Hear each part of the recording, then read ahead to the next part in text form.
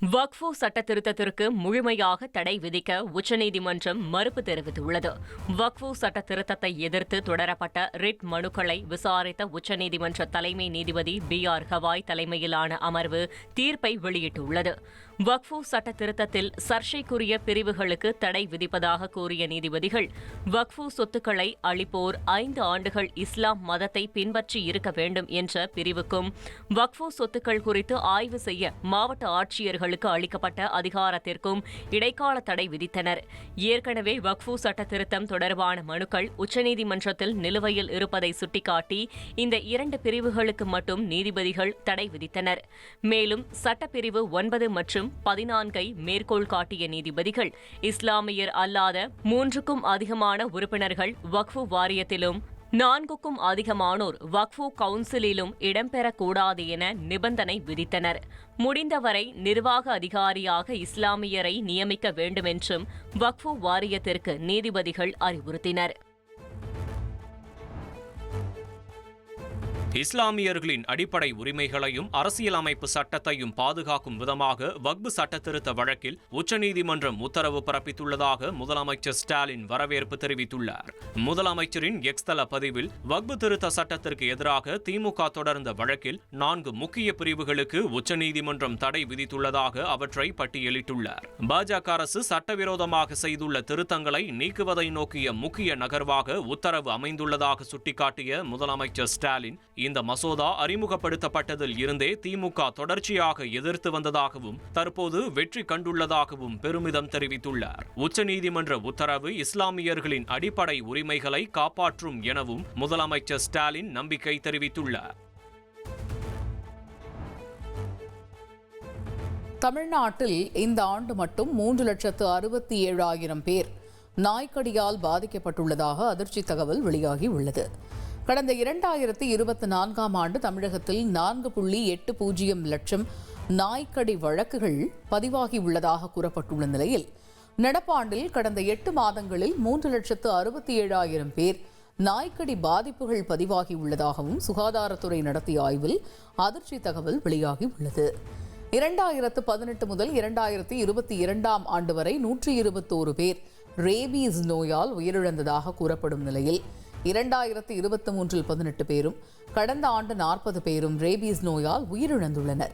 நடப்பாண்டில் இதுவரை 8 மாதங்களில் 25க்கும் மேற்பட்டோர் உயிரிழந்திருப்பதாக வெளியாகியுள்ள தகவல் அதிர்ச்சியை ஏற்படுத்தியுள்ளது.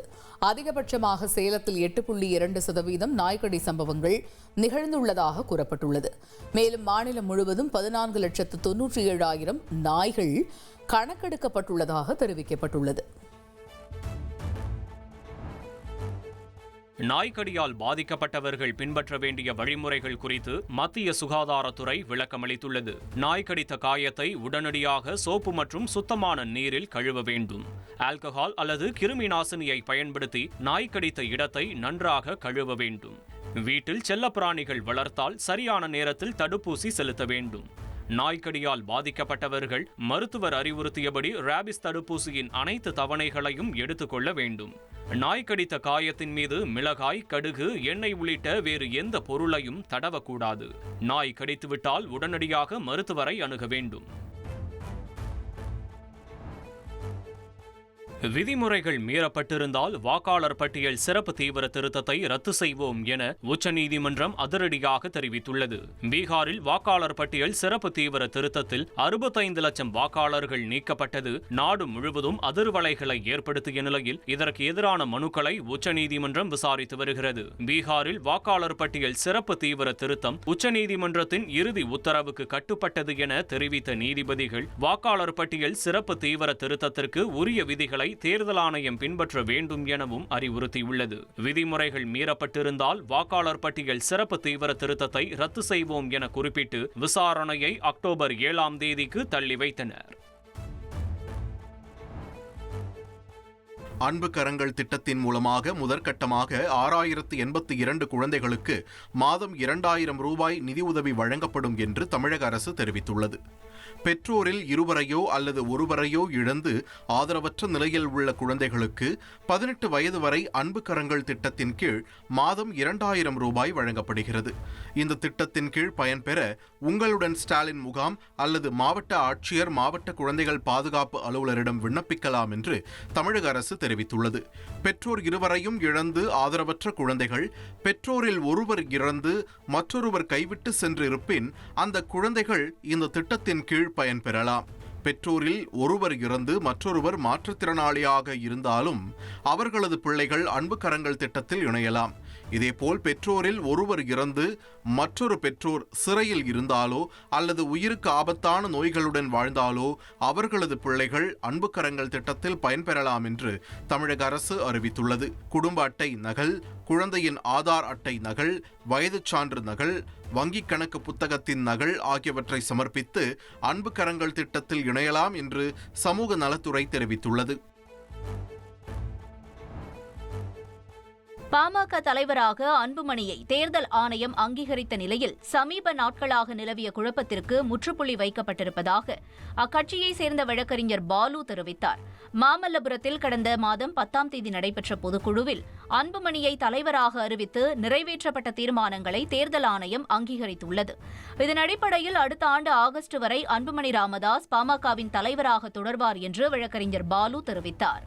தேர்தல் ஆணையம் அன்புமணி ராமதாஸ் அவருடைய பதவி காலத்தை ஆகஸ்ட் 2026 1ஆம் தேதி வரை நீட்டித்து அதற்கான அங்கீகாரத்தை வழங்கியிருக்கிறார்கள்.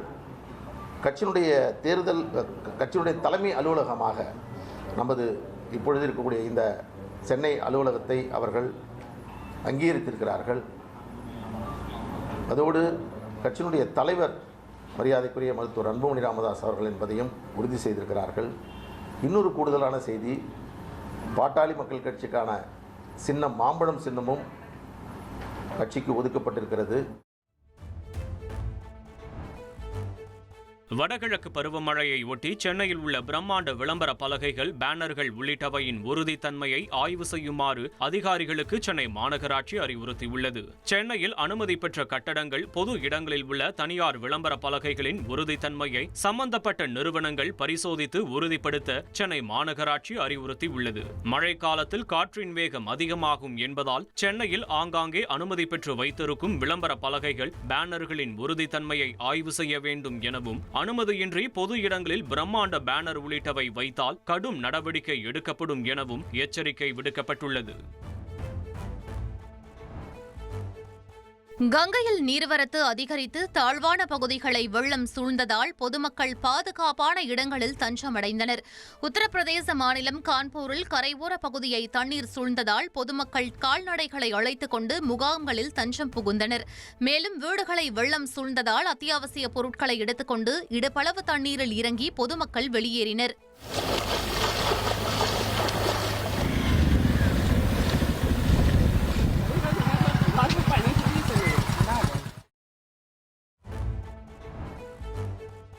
நேபாளத்தில் அமைந்துள்ள இடைக்கால அரசில் 3 புதிய அமைச்சர்கள் பதவியேற்றுக் கொண்டனர்.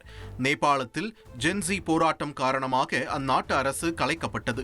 தொடர்ந்து இடைக்கால பிரதமராக சுஷிலா கார்கியை இளைஞர்கள் தேர்வு செய்தனர்.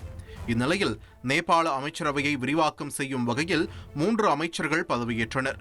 அதன்படி நிதி அமைச்சக முன்னாள் செயலாளர் ரமேஷ்வர் கனால் மத்திய நிதியமைச்சராக பொறுப்பேற்றார்.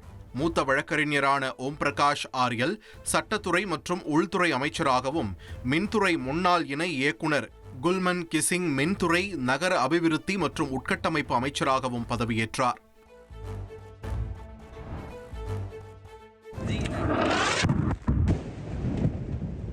காசா நகரை முற்றிலுமாக கைப்பற்றும் திட்டத்துடன் செயல்படும் இஸ்ரேல் உலகின் மிக நெருக்கடியான பகுதிகளில் ஒன்றான காசாவில் உள்ள உயர் அடுக்குமாடி கட்டடங்களை அடுத்தடுத்து தரைமட்டமாக்கி வருகிறது. குடியிருப்புகளாக இருந்த இந்த கட்டடங்கள் சுக்குநூறாக சிதைக்கப்பட்டு காட்சியளிக்கின்றன.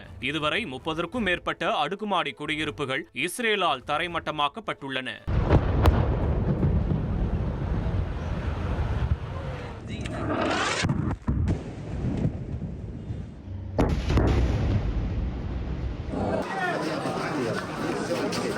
அப்படி உடனடியாக வெளியேறுமாறு கூறி இஸ்ரேல் தரைமட்டமாக்கிய அடுக்குமாடி குடியிருப்பின் இடிபாடுகளுக்குள் மக்கள் தங்கள் பொருட்களை தேடும் காட்சிகள் வெளியாகியுள்ளன.